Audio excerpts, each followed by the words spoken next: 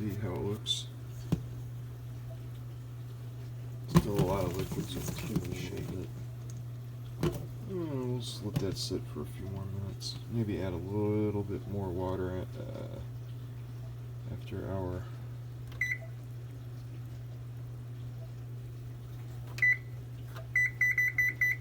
another 5 minutes. See what happens.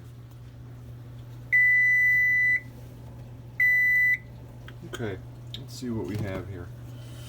Alright, so the liquid's pretty well absorbed. There's some dry bits on there, so we just want to add a little bit more water. Okay, so once it looks mainly like this, you got a little bit of liquid coming out of the edges, and it takes a while to get from one side to the other when you tip it. As you stir it, some of these kibbles are going to be more full of water than others, and they'll start to break up. Little pieces will come off of them as you're agitating the mixture, and that plus the moisture that's in there makes sort of like a really thick gravy that coats the mix and turns it into like a really thick oatmeal almost, but really chunky and thick oatmeal that'll stick together for when you are trying to make your Kong, the stuffing of your Kong, more challenging, all the way up to when you freeze it. This helps the mass stick together when it's in the process of freezing, which is better than just dry kibble splashed with a little bit of water. It'll adhere, but it won't be like this, which is fine if that's the level that your dog is at. But my dog is at the level where he'll blaze through that in just a couple minutes, which again is fine if that's what your goal is. If your goal is not to give your dog, to use the Kong to give your dog a really drawn out process, you just want to lengthen the process a little bit, and so if 2-3 minutes works for you, works for your dog to get the kibble out of the Kong, then that's cool. He's been doing this for a long time, and it's a good opportunity because he's so good at getting things out of Kongs and puzzle toys. It's almost where it's less effective if it's really quick. So this is why I do it this way.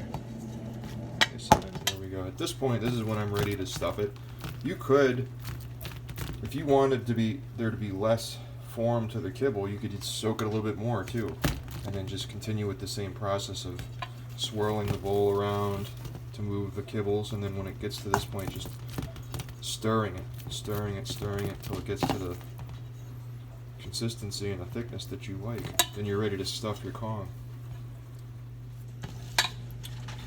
Okay, so my setup that I like to do for stuffing Kongs is I get just have an old deli, like a 16-ounce deli container, and then my Kong that's nice and clean, and I stick it down in there, and that holds it up so that I can manipulate the bowl and the spoon. And then it's also helpful to get a spoon that fits nicely into the hole so that you can mash it down in really well.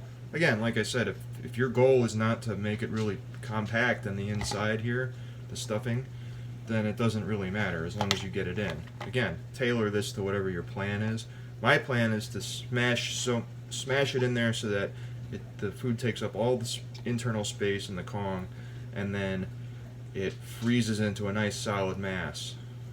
So I just take and spoon it down in, and then I push my spoon down and just give it a press so that it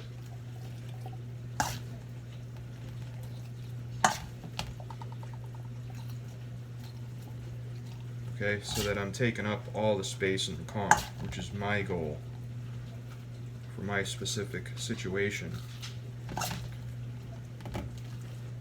You should do this according to your goal for your specific situation. But I thought this video could be helpful to show the steps, because I very often run into situations with clients where they have given up on Kongs because either they made it at the very basic level of difficulty, the dog got really good at it, and then they didn't understand how to increase the difficulty. So there's my end product there, and as you can see, I can't really mash any more in there. So they'll either make it too simple and not understand how to increase the difficulty, or they'll make it too difficult at the start. And the dog gives up, and they think, well, my dog doesn't like this. This doesn't work. I'm not going to try this again. So there are a lot of levels in here that you can do, but this is how I do mine, and this is just one way of doing it. So for those of you who want to do a more challenging setup or progress through the steps of difficulty, this is an option for you.